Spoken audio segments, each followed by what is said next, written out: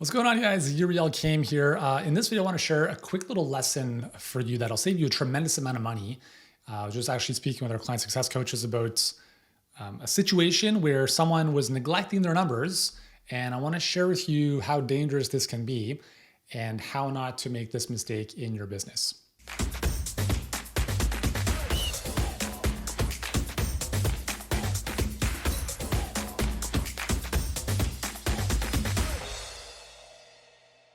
All right, welcome back to the channel, guys. Yuri Elkaim here, founder and CEO of Healthpreneur. We help health professionals get clients and scale their businesses online. And if you've been watching any of my videos, you know that we don't do that with ridiculous content. And I mean, not that content's valuable, but it takes a very, very long time. If you've watched any of my perfect client pipeline trainings, then you'll know that a big piece of what we do and help our clients do is acquire clients through advertising. At a profit. That's the key distinction, at a profit. Like, we're not in the business of just donating money to advertising platforms like Facebook and we're losing money. That's not the game we're in, okay? So I was talking with, I'm spending a lot of time with our client success team right now, really just downloading everything I possibly can for them, in addition to all the SOPs and playbook stuff we have, but just really equipping them to understand the nuances of the business of this type of business model to the level that I do, so that they're way better at what they do and they can help more of our clients win, etc. They're already amazing, and I'm just helping them become more amazing. More amazing. So we had this one client, and thankfully this is not common, but it happens sometimes, where we're looking at the critical numbers, right? So this is a tracking sheet that all of our clients fill in on a weekly basis to monitor their progress with their ads and enrollments and ROAS, return on ad spend, etc. And we're looking at this, and the client said, my pipeline there's something seriously wrong with my pipeline. And I was like, okay, let's see what that means. So over the space of 7 months, okay, so 7 months, this is an example of how I had somebody ask me yesterday, what is the success rate of your clients? I'm like, that's impossible to answer. I mean, I can give you an average, but that would be like, what is the success rate of all the students in this class? Like, everyone's different. Some get A+, some get F, right? And there's the whole spectrum in between. And what I said with this individual, I said, it's the same thing. We have some clients that absolutely kill this to the tune of like making $5 million a month. Most do really well, like not necessarily at $5 million a month. And then there's a few that just completely go walkabouts, right? Using an Aussie example there. And this is an example of someone who went a little bit walkabouts, and there's only so much you can do as a coach. Like, you can't do their business for them. We coach them, we guide them, we keep them accountable every single day. But this individual had spent $700 on ads. It's not a lot of money, to be honest, okay? Some people think it's a lot. I'm like, you're playing small fry. Spend $700 a day, then we'll talk. But anyways, it's a good place to start, right? And she thought her pipeline was seriously broken or something was seriously wrong, right? Really, really wrong. I was like, okay, let's have a look at the critical numbers. And the first number that really jumped out to me was the fact that she was spending $100 a week, right? So we're talking $700 over the course of several months. She'd paused ads, started them again, paused them, etc. And right away, I'm like, okay. Anyways, the second number that I saw was cost per click. Her cost per click was about $15. And I was like, your pipeline isn't broken. What is broken is your messaging. Your ads, I don't know what language they're written in, but apparently the audience you're targeting doesn't speak the same language, because $15 per click is probably some of the highest cost per click I've ever seen. And just for context, like, the ads that we write and our clients write are not 2 sentences, then link to landing page. It's long ass copy, as it's known. So in our world, the cost per click is not $15, but it's also not 5 cents. It's usually hovering in the space of 50 cents to $3, depending on the market. So to see $15, I'm like, you have nothing wrong with your pipeline. The problem is your messaging or audience or message to market match is way off, because it doesn't matter how many people go to your page. You're paying an insane amount of money to get that click. And if you're converting at, let's say, 30%, that means you're paying $45 for a webinar registrant, which is That's like, it's crazy. In the weight loss space, by contrast, we have clients who are getting leads in, webinar leads, for under $2. So I know this because we have many other clients who are in a very different universe for the same market. So the reason I'm sharing this is that you have to take responsibility for your business. And you might say to yourself, if you're like a lot of health professionals, well, Yuri, I'm just not a numbers person. I don't like the numbers. I don't give a shit. You got to become a numbers person. Do you want to build a business? Do you actually want to make money? Do you want to keep the money you make? Then you have to become a numbers person. It's really there's two things that are non-negotiables in my world, as far as business goes. You cannot delegate your messaging early on. And number two, you cannot delegate your numbers early on as well. And really at any point in your business. I was telling this story to our director of operations the other day. I've got a good buddy of mine who is doing 8 figures online, doing really well. But he used to own a gym way back in the day. And he lost $300,000 in the course of a couple months because his business partner changed the payment terminal at the front desk so that every single time somebody swiped their credit card, it went to this guy's bank accounts. Can you imagine that? This is the level. I'm not saying people are going to do that, but if you completely dismiss stuff, don't be surprised if it just disappears. So if you are not willing, if you're saying to yourself, well, I'm not a numbers person, I don't like looking at the numbers. Well, number one, you need to have a business model that is relatively simple so that the numbers you do look at are fairly simple to understand, right? Like in our world, we have a critical number sheet that we give all of our clients. And that critical number sheet has 4 very important metrics, right? That's pretty much it. They can really navigate their entire business and we can help them look at where things can be better based on 4 metrics. 4 numbers that you can pull directly from Facebook Ads Manager and your bank accounts. So if you're not willing to take 5 minutes per day to have a look at that, what are you expecting? Right? It's like someone who wants to be an amazing chef but is unwilling to make the food. I just don't like making food, but I want to be an amazing chef. It doesn't really work that way. So you have to take 100% responsibility for your results. Because if you don't get upset when things don't work out the way you want them to.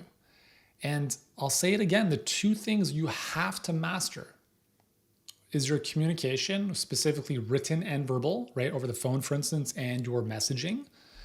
And the second thing is your numbers. The good news is that the numbers is very easy to understand relative to how long it takes you to become very good at your messaging and your salesmanship. All it requires is number 1, knowing what to track. Number 2 is knowing how to track it. And then number 3 is friggin' tracking it. And we're not saying track this stuff and put numbers in a spreadsheet every day. We're talking about once per week. Okay, you take the numbers and you put them in a spreadsheet once per week. I would recommend you monitor your ads and monitor your numbers throughout the week, 5 minutes a day, just so you have a pulse of what's happening. You can pause ads that are too expensive, scale ones that are working well, and you can see anomalies and opportunities. But if you completely negate that because you don't want to be like the numbers person, I'm sorry, you're not going to do very well in business. And I see this more often than I'd like to admit, not necessarily amongst our clients, but initially when they come in, because they're used to running a business that is like a hobby, right? I feel like my kids know more about Pokemon cards than most health professionals do about their business. If I were to ask you, how much are you paying for a new client? You might say, well, I don't know. Or you might say, well, I get all my clients through word of mouth. Or I might say, whatever the number is. Unless you know the specific number you're paying to acquire clients, the cost of acquisition, right, CAC, you're really flying blind. If you're getting clients through word of mouth, you're still paying, but just in a different way. And you have to be able to understand this stuff. Some of the metrics can be a bit complex, right? And those can evolve over time as the business grows, but at a very simple level, how many leads are you bringing in? What's the cost per lead? How many calls are you getting booked? What's the cost per call booked? How many clients are you enrolling? What's the cost per client enrolled? In order for all those numbers to make sense, you have to know how much money did you spend in ads. right? Then you can deduce all that stuff. How much money did you make relative to your ad spend? That's going to give you return on ad spend, or ROAS. If the nice thing about that is that once you understand your numbers after a couple of weeks of data, you can start to predict and forecast what it's going to take to hit the next level. But let's say that all of your business is organic and everything you do is, let's just use Instagram as an example, because that's very common. I get all my clients through DMing them on Instagram. Cool. What's your cost per lead? I don't know. How much do you pay for a call booked? Well, it's all free because no, I don't pay for advertising. Really? Okay, let's break this down. How much time are you spending on Instagram every day? Okay. How much is your time worth? I don't know. Okay, let's do this. How much did your business make last year? $100,000. Okay. How many hours per week did you work on average? Right? Let's just say 40 hours a week. So let's just do some math here. 40 hours a week, and let's just assume that you take weekends and like holidays off. So let's just call it 46 weeks out of the year instead of 52, right? Just to account for weekends and time off. So $100,000 divided by 46 weeks times 40 hours is 1840. So we take $100,000 divided by 1840, and that means your hourly rate is $54 an hour. Okay, your effective hourly rate is $54 an hour, which is whatever it is. So when you say that you're not paying for leads, you're paying for leads in your time. Okay, successful people understand that time is expensive and money is cheap.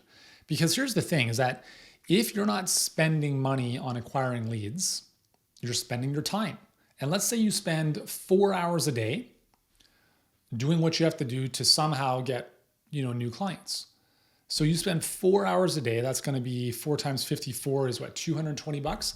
So you're spending $220 a day in your time acquiring clients or leads or whatever. 4 hours. Okay. What happens then if you had those 4 hours back, and instead of spending $224 of your own time, you could spend, let's say $25 a day or $50 a day or $100 a day in the form of advertising that works on your behalf 24/7, even when you're not doing anything. So you're spending, in this scenario, almost 2.5 times as much time money versus money if you're using advertising. And the thing is, the advertising, if you've got a perfect client pipeline, is going to filter away all the riffraff, right? And only elevate the right people to you. And so what that means is now, if you look at your effective hourly rate, let's say we saved you, just in this scenario, 4 hours a day, okay? So 4 hours a day over 5 days is 4 times 5 is 20. So now, instead of a 40-hour week, you have a 20-hour week, and the 20 hours you're spending, let's say, is on delivery and let's say enrollment calls.